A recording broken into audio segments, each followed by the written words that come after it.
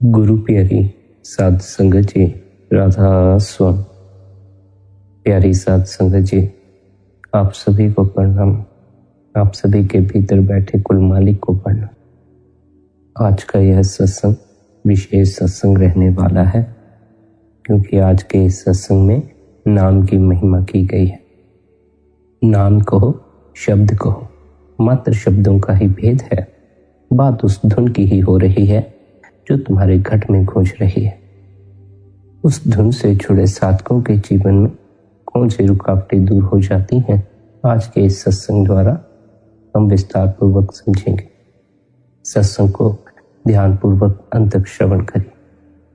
नाम में समाकर नाम रूप हो चुके साधक को अंदर परमात्मा के रास्ते पर चलने में कोई रुकावट नहीं आती। कोई शक्ति न उसके रास्ते में रुकावट डाल सकती है और न ही उसे ठग सकती है। वह पूरे मान सम्मान के साथ आंतरिक मंडल पार करता है। ऐसे पूर्ण पुरुष को यम मार्ग पर नहीं चलना पड़ता। नाम की कमाई करने वाले साधकों को उस मार्ग पर नहीं जाना पड़ता जिस मार्ग पर जीवों को धर्मराज की अदालत में पेश करने के लिए ले जाया जाता है। धर्मराज अपने दूतों को सावधान करता है कि जहां साधक और साधु परमेश्वर के भजन कीर्तन में लगे हों, तुम भूल कर भी वहां मत जाना, वरना ना तो तुम छूटोगे ना मैं छूटूंगा।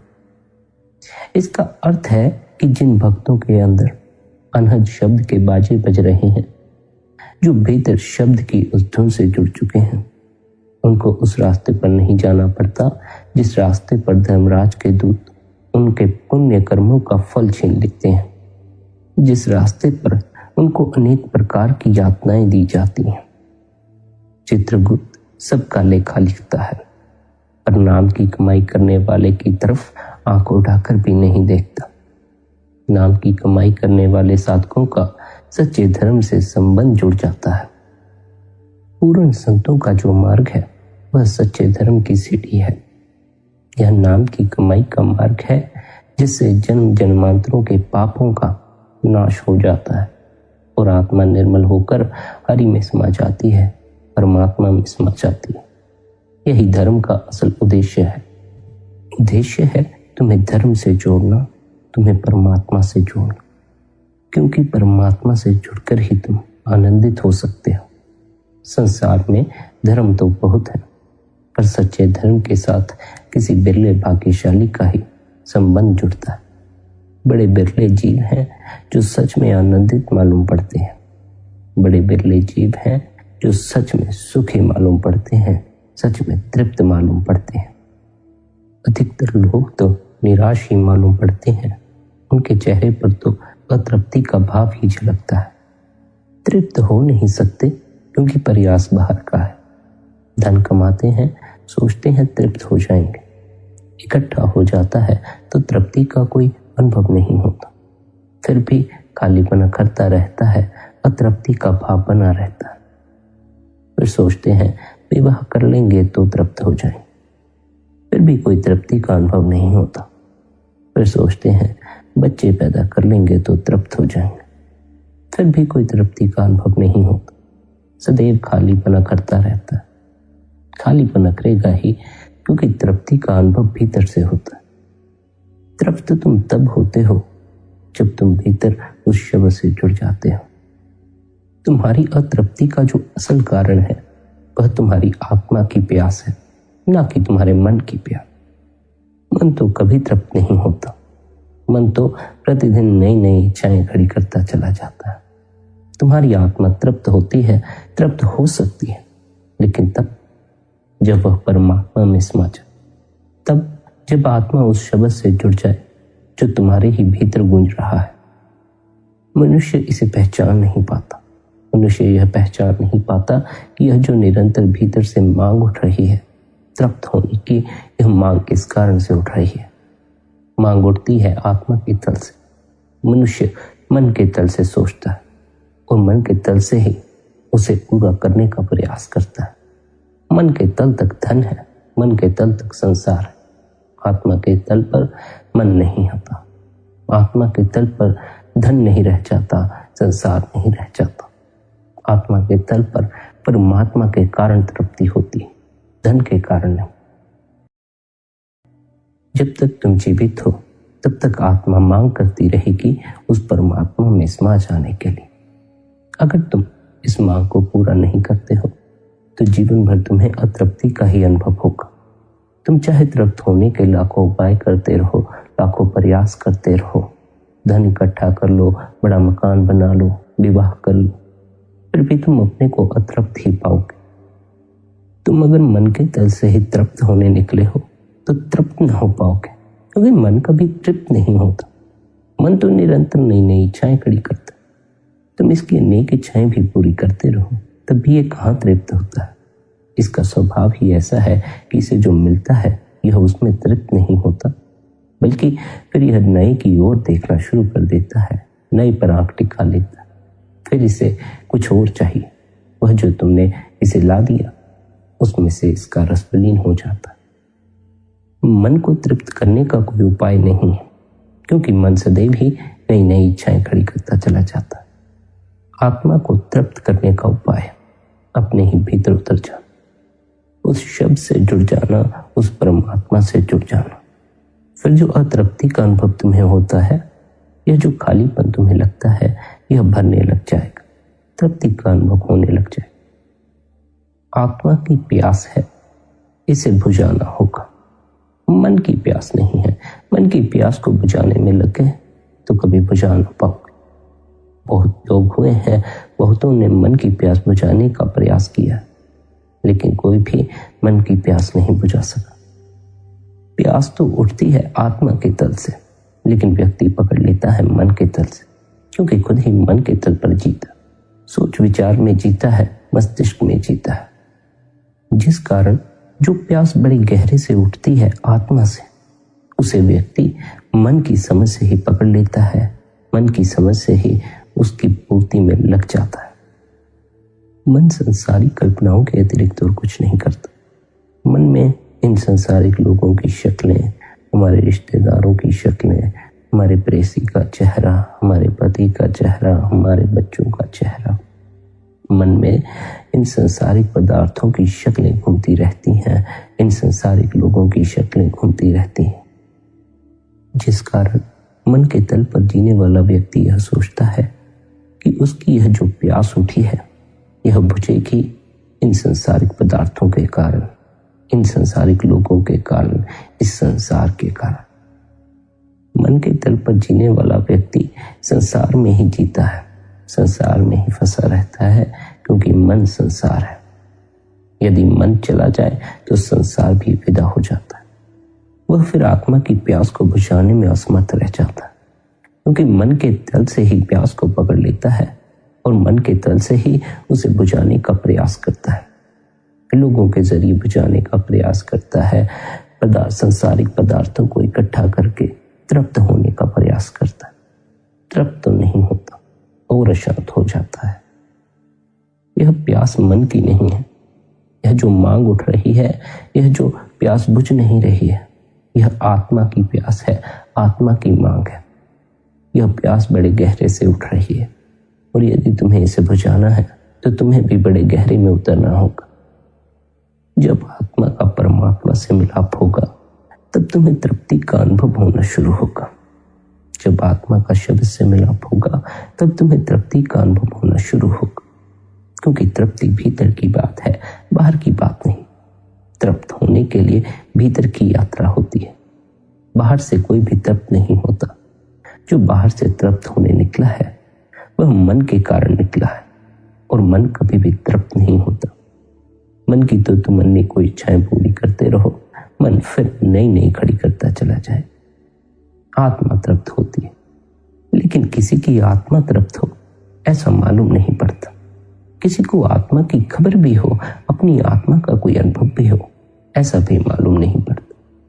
लोग तो शरीर में ही फंसे हुए हैं।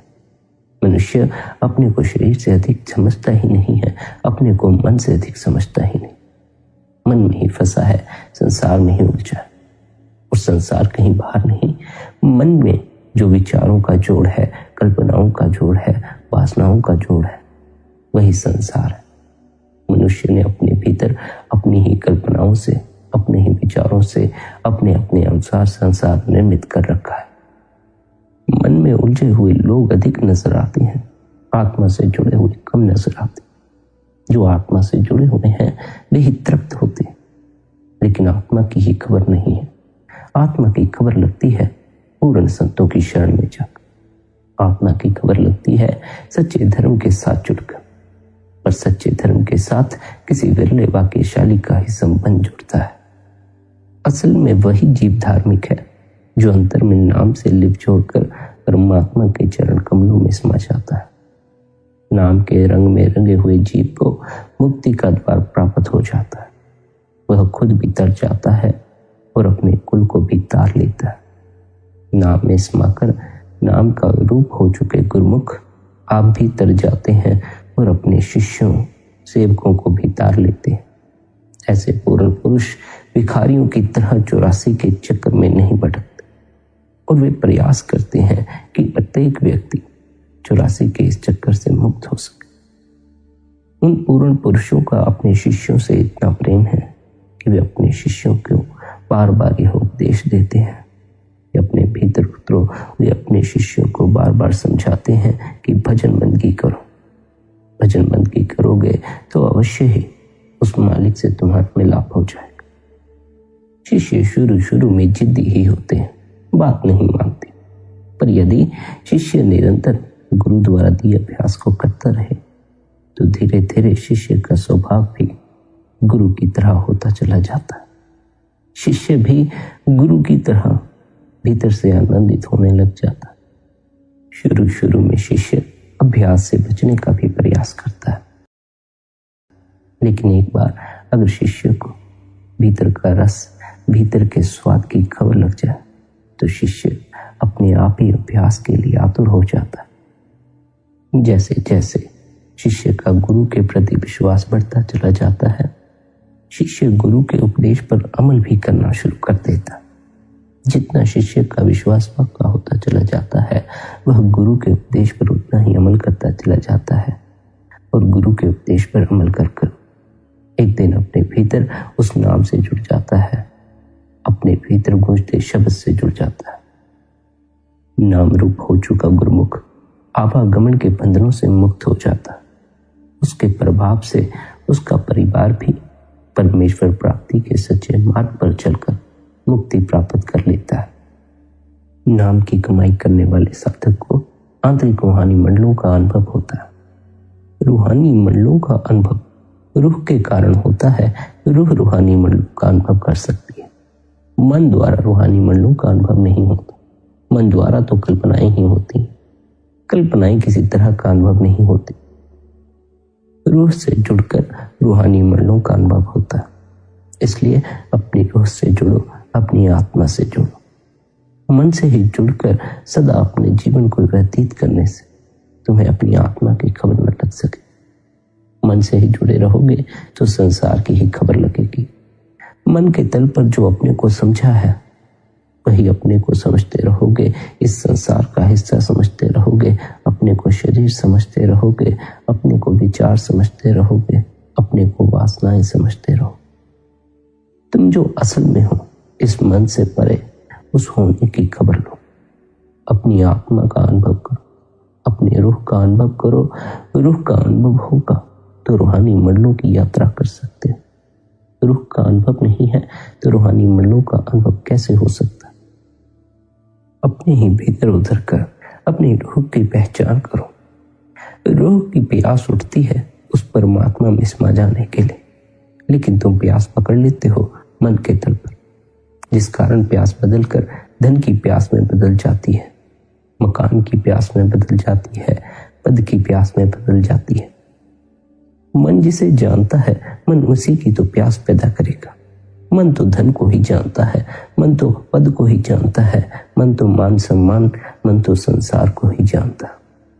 मन के तल से ही प्यास को पकड़ा, तुम मन के तल की ही प्यास को पूरे करने के लिए चल पड़ो। मन के तल की प्यास पूरी करने के लिए चाहे तुम कोई भी प्रयास करते रहो, कितना ही जोर लगाते रहो, कभी भी तृप्ति का अनुभव नहीं होगा।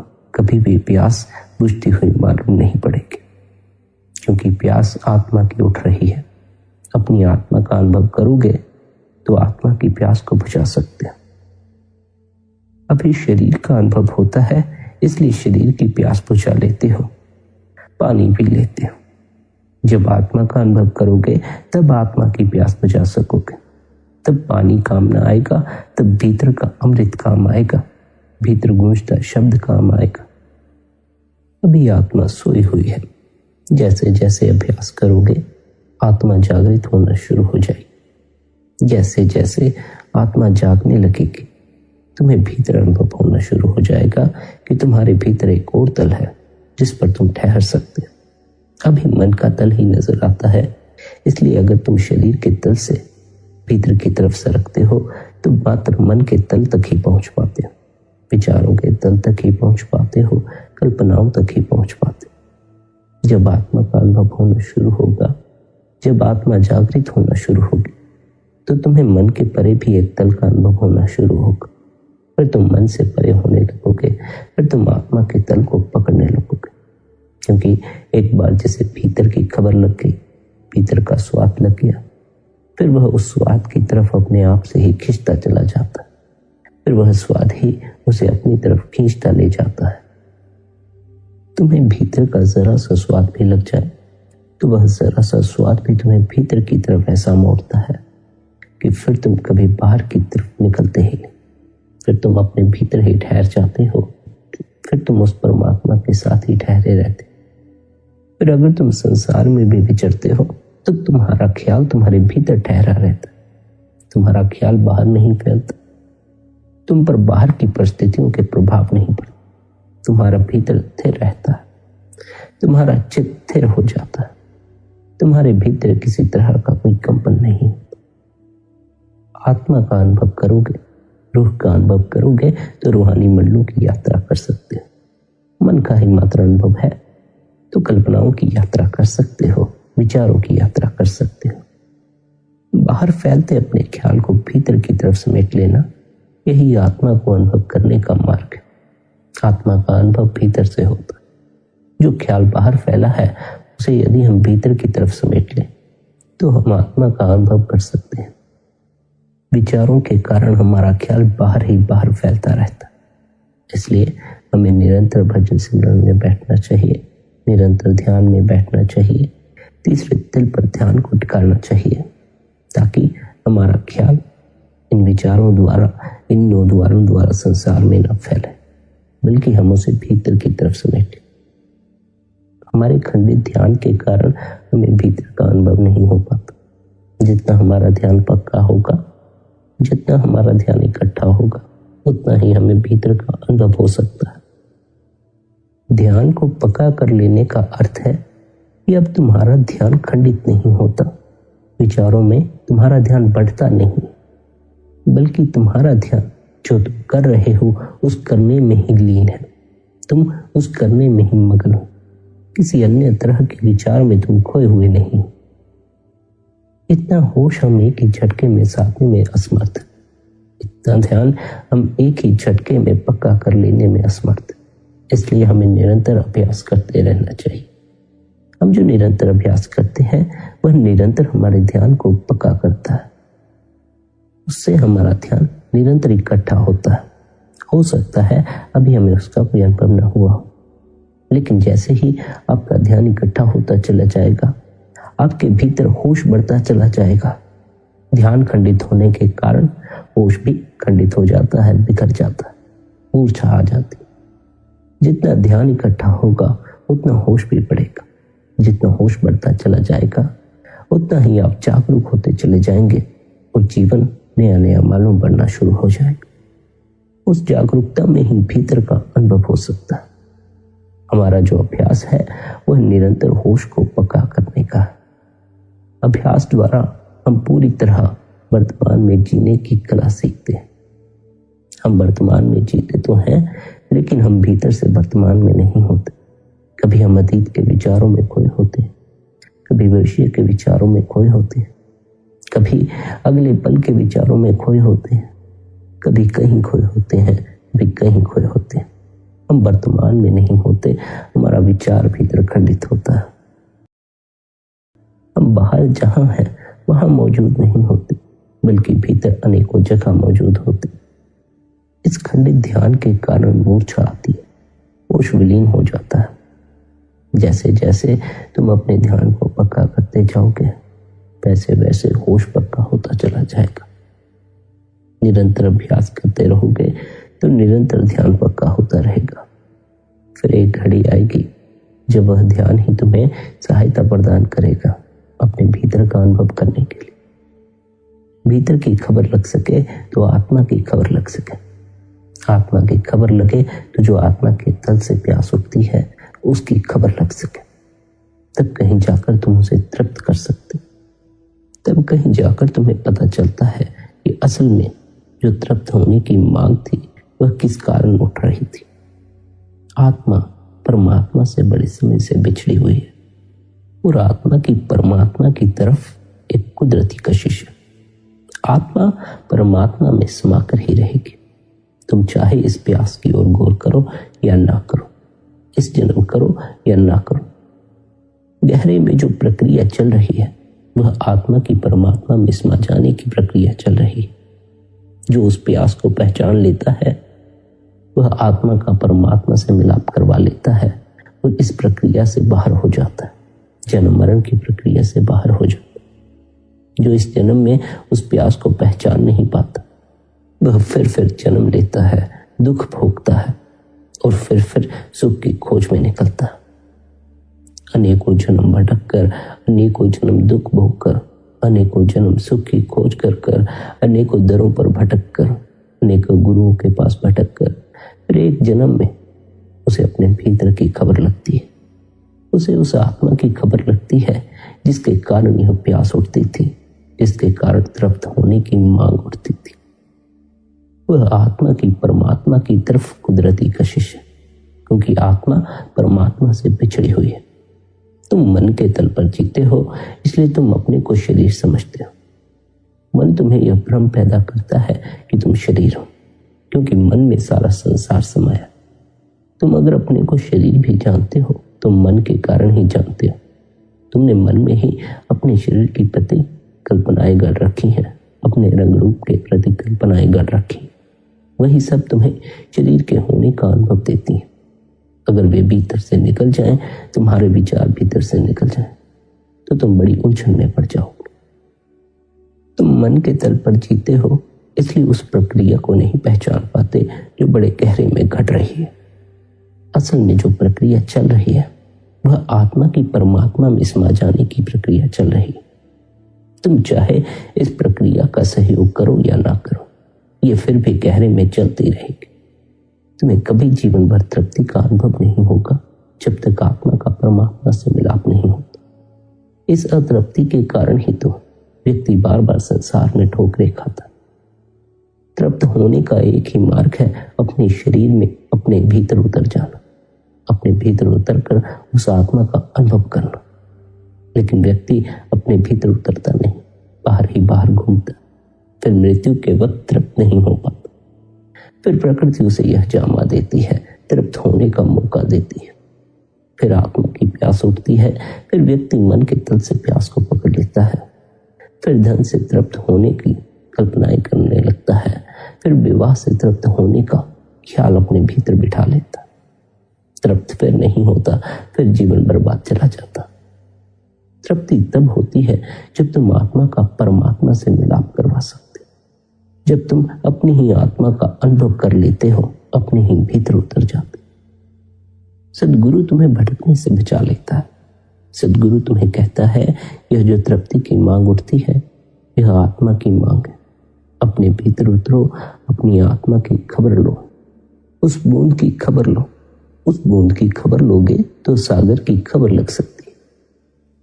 वह परमात्मा आत्म स्वरूप में ही तुम्हारे भीतर उतरा हुआ है। तुम मन के कारण अपने को शरीर समझ लेते हो, वरना तो तुम वह आत्म स्वरूप ही हो, वह परमात्मा ही हो। उसे तुम जान नहीं पाते, उसका तुम्हें कोई अनुभव नहीं हो पाता।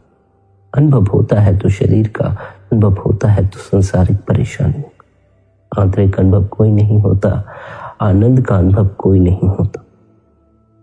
अपने ही भीतर उतरो, गुरु द्वारा दी हुई युक्ति का निरंतर अभ्यास करो। निरंतर अभ्यास करोगे तो अपने भीतर सरकते चले जाओगे, अपने भीतर उतरते चले जाओगे, विचार थमते चले जाएंगे और तुम्हारा ध्यान इकट्ठा होता चला जाएगा, पक्का होता चला जाए। फिर तुम भीतर का अनुभव कर सकते हो। विचार थमेंगे तो तुम भीतर के शब्द का अनुभव कर सकते हो, उस शब्द को सुन सकते हो। उस शब्द, उस नाम से जो साधक अपनी लिप को जोड़ देता है, अपनी सुरत को जोड़ देता है, उसका परमात्मा से मिलाप हो जाता। वह नाम सुरत को खींचता हुआ ऊपर के रूहानी मंडलों की तरफ ले जाता हुआ उस मालिक में समा देता है। हम जब से दुनिया में आए हैं, हर जन्म में तन और मन का पिंजरा मिलता रहा है। आदमी है, तन मन साथ, बैल है, तन मन साथ। पर अगर तुम नाम की कमाई करोगे, नाम जपोगे, तो तुम्हारा तन मन का पिंजरा टूट जाएगा। नहीं तो हर जन्म में तन मन के पिंजरे की कैद है। यह पिंजरा बिना शब्द के नाश नहीं होता, बिना नाम के नाश नहीं होता। बिना नाम के इस दुनिया में मुक्ति का कोई साधन नहीं है।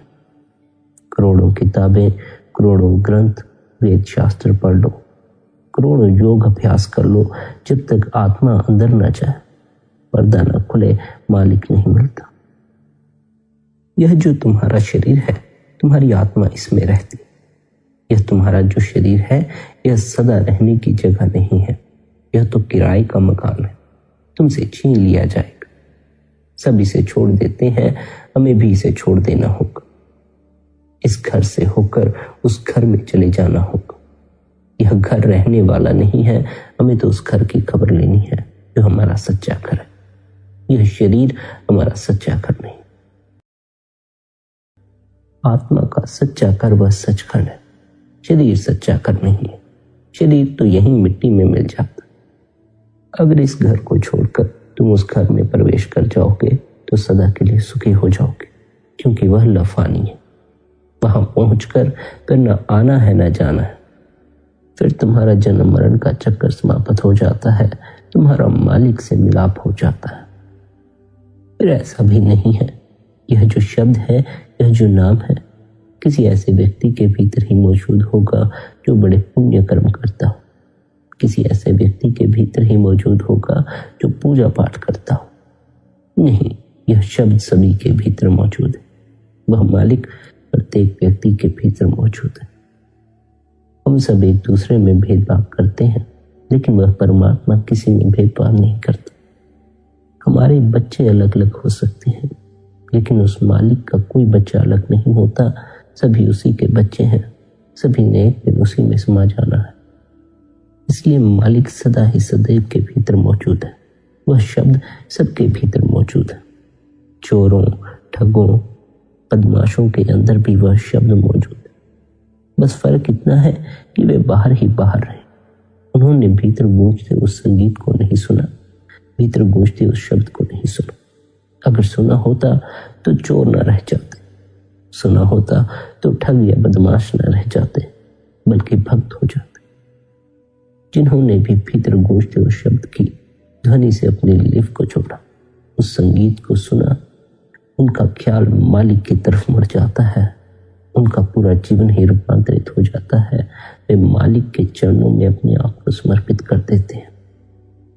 ख्याल रहे, मालिक के समक्ष पुण्य और पाप का सवाल ही नहीं होता।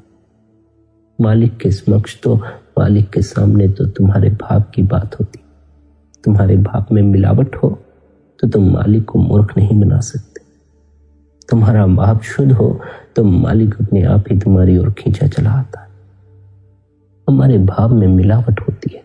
हम मालिक के समक्ष होते हैं, हम मालिक से मालिक को नहीं मांगते, बल्कि हम मालिक से भी धन की मांग करते हैं, बच्चों की मांग करते हैं, अच्छी नौकरी की मांग करते हैं। हमें मालिक से कोई मतलब नहीं है, हमें परमात्मा से कोई मतलब नहीं है। हमें तो अपनी इच्छाओं की पूर्ति से मतलब है, क्योंकि हम यह मानते हैं कि यदि जीवन में हम कुछ हासिल न कर सके, जीवन में हमारी कोई इच्छा पूरी न हो सके, तो हमें परमात्मा के आगे जाकर मांग करनी चाहिए। कभी सुख मांग रहे हैं, कभी धन मांग रहे हैं, कभी पद मांग रहे हैं, कभी कुछ मांग रहे हैं, कभी कुछ मांग रहे हैं। मांगने के अलावा कुछ करते ही नहीं है, मांगने में ही लगे हुए हैं। मालिक के सन्मुख जाकर मालिक को ही मांग लो, यह भी बड़ी बात है। लेकिन मालिक के पास जाकर भी हम मालिक से मालिक को नहीं मांगते, मालिक से धन मांगते, मालिक से भी हम संसारिक चीजें मांगते हैं। संसार ऐसा हमारे भीतर घर कर गया है कि हमसे संसार कहीं भी छूटता नहीं। मांग छूटेगी जैसे जैसे तुम विचारों से मुक्त होते चले जाओ। विचार उठते हैं, इच्छा उठती है, इस कारण मांग उठती है। इच्छा उठती है धन की मांग उठती है। खुद न कमा सको फिर मालिक से ही मांगना पड़ता है। भीतर इच्छा उठती है, विचार उठता है किसी स्त्री का। खुद उसे हासिल न कर सको, खुद के हाथों में कोई बात न रह जाए, तो उस मालिक के सम्मुख बैठना पड़ता है। गुरु खोजने पड़ते हैं कि गुरु कोई उपाय दे देगा तो धन हासिल कर लेंगे, व्यक्ति को हासिल कर लेंगे, या किसी पदार्थ को हासिल कर लेंगे, किसी पद को हासिल कर लेंगे। खुद असमर्थ है, इसलिए परमात्मा के सन्मुख बैठना पड़ता है, उससे मांगना पड़ता है। स्मरण रहे, परमात्मा ने तुम्हें ऐसा बनाया है कि तुम संसार में अपने आप ही सब हासिल कर सकते। धर्म तुम्हारी समझ से परे चला जाता, क्योंकि समझ में धर्म आता नहीं, तुम समझ के तल पर जीते। इसलिए गुरुओं की आवश्यकता है, परमात्मा की आवश्यकता है, उसके सन्मुख रोने की आवश्यकता है। तुम रोते भी हो तो अपनी मांग के कारण। जो साधक रोते हैं इस कारण कि उन्हें यह भी समझ नहीं आता कि मालिक से जुड़ें कैसे। मालिक उनके करीब आना शुरू होता है। उनके लिए प्रकृति ऐसी व्यवस्था कर देती है कि वे किसी न किसी गुरु के पास पहुंच जाते हैं, जो पूर्ण गुरु होता है। वह पूर्ण गुरु फिर उन्हें अभ्यास की युक्ति दे देता है, नाम की युक्ति दे देता है। जब साधक गुरु द्वारा दी हुई उस युक्ति पर अमल करता है, निरंतर उस युक्ति का अभ्यास करता है, जितना समय गुरु ने बताया है उतने समय के लिए भजन में बैठता है, तब उसे भी अपने भीतर गूंजते शब्द की ध्वनि सुनाई पड़ती। तब उसे भी अपने भीतर उस आनंद का अनुभव होता है, उस सच्चिदानंद का अनुभव होता है, जिसकी खोज में वह अनेकों जन्मों तक भटकता रहा। अनेकों जन्म भटक कर ही आत्मा विकसित होती है। अनेकों जन्म भटकता रहा, यह देखकर गुरु का हृदय शिष्य के प्रति करुणा से भर जाता है, और गुरु इस करुणावश कि शिष्य अनेकों जन्म और ना भटके, उसे नाम की युक्ति दे देता, उसे अभ्यास सिखा देता। लेकिन वह अपने शिष्य से जोर जबरदस्ती नहीं करता कि तुम इसका अभ्यास करो, या तुम्हें जोर जबरदस्ती नहीं कहता कि तुम अपने भीतर उतरो ही। तुम्हें यदि आनंदित होना हो तो अपने भीतर उतर जाना। तुम्हें यदि तृप्त होना हो तो अपने भीतर उतर जाना। तुम्हारी अपनी मर्जी है। तुम्हें उतरना हो तो उतर जाना, नहीं उतरना हो तो मत उतरना। बस यह स्मरण रखना कि संसार में भटकते रहने से, मन के तल पर ही जीते रहने से आनंद का अनुभव नहीं होता, चिंता और परेशानी का होता है। धन की प्यास का ही पता लगता है, संसारिक पदार्थों की प्यास का ही पता लगता है। आत्मा की प्यास की खबर ही नहीं लगती। और जब तक आत्मा की प्यास की खबर नहीं लगती, तुम आत्मा की प्यास को बुझा भी नहीं सकते। आत्मा की प्यास जब तक बुझेगी नहीं, जब तक आत्मा परमात्मा में समा न जाएगी, तब तक तुम्हें अतृप्ति का अनुभव होता रहेगा। भीतर खालीपन का एक भाव तुम्हें घेरता रहेगा। वह भरता है आत्मा के परमात्मा से मिलाप से। परमात्मा से आत्मा का मिलाप तब होता है जब आत्मा भीतर गूंजते शब्द की शरण लेती है, शब्द स्वरूपी उस गुरु की शरण लेती है। वह शब्द ही आत्मा को परमात्मा तक पहुंचाता है। उस शब्द से जुड़कर ही हम परमात्मा तक पहुंच सकते हैं। स्मरण यह रखना है कि उस शब्द को पकड़कर परमात्मा तक पहुंचना है। उस शब्द पर ही नहीं ठहर जाना है। वह शब्द मंजिल नहीं है, वह शब्द तुम्हें परमात्मा तक पहुंचाता है। और उसके लिए तुम्हें मात्र अपने ख्याल को उस शब्द से जोड़ना है। बाकी का काम वह शब्द अपने से कर लेता है। तुम्हारी सुर्त को ऊपर खींचना शब्द अपने से कर लेता है। तुम्हें तो अपने ख्याल को उस शब्द के साथ पक्का करना होता है। इसी कारण पहले भजन सिमरन किया जाता है ताकि ध्यान पक्का हो सके। जो ध्यान फैला हुआ है वह इकट्ठा हो सके, और फिर जो भजन सिमरन द्वारा ध्यान इकट्ठा होता है उस इकट्ठे हुए ध्यान को धुन सुनने में लगाया जाता है। जितना तुम्हारा ध्यान पक्का होगा उतने ही तुम साफ ढंग से भीतर गूंजते उस शब्द को सुन सकते हो। इसलिए पहले भजन सिमरन में बैठना बड़ा आवश्यक है ताकि हमारा फैला हुआ ध्यान इकट्ठा हो जाए, और फिर उस इकट्ठे हुए ध्यान से हमें धुन को सुनने का प्रयास करना चाहिए। धुन से अपने ख्याल को जोड़ देना चाहिए। आंखों से नीचे नीचे कब्र है, नाम नहीं। जब तक ख्याल 9 दरवाजों से निकलकर शरीर से ऊपर नहीं आता, तीसरे दिल पर नहीं आता, तब तक नाम नहीं मिलता। 9 दरवाजों तक अलग अलग मजहब, अलग अलग भाषाएं और अलग अलग तरीके हैं। 9 दरवाजे हैं, 2 आंखों के, 2 कान के, 2 नाक के, 2 मुंह का और 2 नीचे इंद्रियों के। जिस वक्त ख्याल 9 दरवाजों को छोड़कर 10वीं गली में आता है तब नाम मिलता है। 10वीं गली से मतलब सुषुम्ना नाड़ी से है। जब 9 दरवाजों को बंद करोगे, 10वीं गली खोलोगे, तब शब्द मिलेगा। इसलिए निरंतर भजन सिमरन के अभ्यास द्वारा अपने ख्याल को तीसरे दिल पर पक्का करना है। जितना तीसरे दिल पर ख्याल पक्का होगा उतना ही तुम भीतर गूंजते शब्द से जुड़ सकते हो। भजन सिमरन करते समय यह स्मरण रहे कि सिमरन जुबान द्वारा ही न होता रह जाए। ऐसा ना हो जुबान सिमरन के शब्द दोहराती रहे और मन सांसारिक विचार दोहराता रहे। असल में जो सिमरन करने का मकसद है वह मन को सिमरन में लगाने का है, जुबान को सिमरन में लगाने का नहीं। जुबान तुम्हें सहायता प्रदान करती है मन तक सिमरन को पहुंचाने में, लेकिन मन द्वारा सिमरन करना है, क्योंकि मन विचारों में भटकता है, मन वासनाओं में भटकता है। मन को सिमरन में लगाना होगा, मन की भटकन को दूर करना होगा। जुबान की सहायता लो, जुबान द्वारा सिमरन शुरू करो।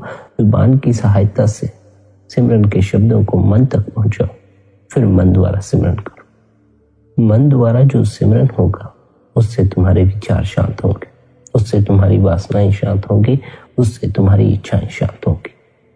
जितना मन सिमरन में रहेगा उतना गुरु से जुड़ा रहेगा, और जब तक तुम गुरु से जुड़े हो तुम्हारा ख्याल पाप कर्मों की तरफ जाता ही नहीं, तुम्हारा ख्याल भोग विलासों की तरफ जाता ही नहीं। मन में यदि गुरु की याद बैठ जाए तो फिर संसार की याद फीकी पड़ जाती है। जब तक मन में संसार की याद पड़ी हुई है तब तक ही संसार की याद में रस आता है। अभी मन में गुरु की याद नहीं बैठी है। जब गुरु की याद बैठ जाएगी फिर मन गुरु का सिमरन करता रहेगा, गुरु के दिए शब्दों का सिमरन करता रहेगा और गुरु की तरफ ही उसका ख्याल मुड़ता रहेगा। फिर गुरु का विचार ही भीतर प्रकट होता रहेगा। संसारिक पदार्थों, संसारिक लोगों के विचार भीतर प्रकट न हो सकेंगे। मन को सिमरन में लगाओ, मन द्वारा सिमरन करो। जब भी भजन सिमरन में बैठो तो खुश होकर भजन बंदगी में बैठो। उदास निराश चेहरा लेकर भजन बंदगी में मत बैठो। पहले अपने चित्त को एक आनंद की अवस्था में लाओ, खुश होकर मुस्कुराकर बैठो। परमात्मा तुमसे हंसते हुए मिलना चाहता है। उसने तुम्हें इतनी प्यारी मुस्कान दी है, तुम जरा सा मुस्कुरा दो तो वह परमात्मा तुम्हें देखकर आनंदित हो उठे। तुम ही परमात्मा से मिलकर आनंदित होते हो, ऐसा ही नहीं है बल्कि परमात्मा तुमसे मिलकर दुगना आनंदित होता। तुम परमात्मा से बिछड़े तो संसार की याद तुम्हें पकड़ गई, लेकिन परमात्मा को कभी संसार की याद नहीं पकड़े। उसे सदा ही तुम्हारी याद पकड़े हुए है, वह सदा ही तुम्हें याद करता। तुम तो संसार को याद करते रहते हो, परमात्मा भूल जाता है, लेकिन परमात्मा सदा तुम्हें याद करता है, सदा ही तुम्हें पुकार रहा है।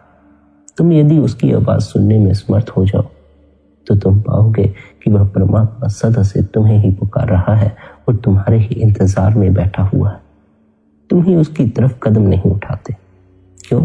क्योंकि मन के तल पर जीते हो। मन कहता है धन में रस, इसलिए धन में रस मालूम पड़ता है, धन की तरफ भागना पड़ता है। मन कहता है विवाह में रस, इसलिए विवाह का ही ख्याल आता है, विवाह में ही व्यक्ति सुख खोजता है, विवाह कर लेता है।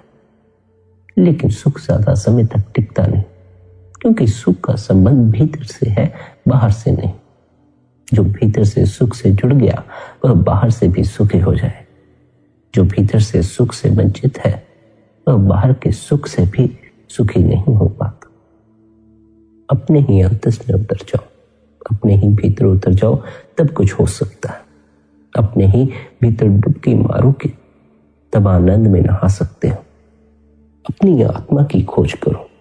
मन के तल पर ही बैठे रहे तो संसार में ही उलझे रह जाओगे। आत्मा की खोज करोगे तो परमात्मा की तरफ यात्रा शुरू होगी। यात्रा तुम्हारी मन पर ही रुक गई। मन तक तो तुम पहुंचे, लेकिन मन पर ही ठहर गए। मन से आगे ना चले। मन से आगे जो आत्मा है उसका अभी जीवन में अनुभव नहीं किया। मन का तो कर लिया, विचारों का कर लिया, वासनाओं का कर लिया, कल्पनाओं का कर लिया, लेकिन आत्मा का अनुभव नहीं किया। मनुष्य का जीवन एक प्रक्रिया है। पहले उसे शरीर का अनुभव होता है। कुछ हैं जो शरीर के अनुभव पर ही ठहर जाते, उन्हें मन का भी अनुभव नहीं हो पाता। लेकिन फिर है जो मन का अनुभव करते हैं, पर फिर वे मन के अनुभव पर ही ठहर जाते हैं, वे मन के आगे नहीं बढ़ते। फिर है आत्मा का अनुभव। कुछ हैं जो आत्मा के अनुभव पर ठहर जाते, वे उससे आगे नहीं बढ़ते, वे उसी अनुभव को सत्य मान लेते हैं, उसी पर ठहर जाते हैं। अंतिम अनुभव परमात्मा का अनुभव है।